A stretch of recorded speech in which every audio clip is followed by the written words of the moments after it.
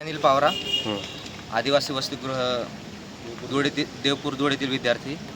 आज आम्ही 5 ऑगस्ट रोजी जो शासनाने GR काढला होता की आदिवासी विद्यार्थी याला शिक्षणाची जी अट लावली होती वय 26 वर्ष ती पूर्णपणे शिथिल करण्यात यावी आणि हा जो GR आहे तो पूर्णपणे रद्द करण्यात यावा या मागणीसाठी आज आम्ही कलेक्टर ऑफिस धुळे येथे निवेदन देण्यासाठी आलेलो आहे।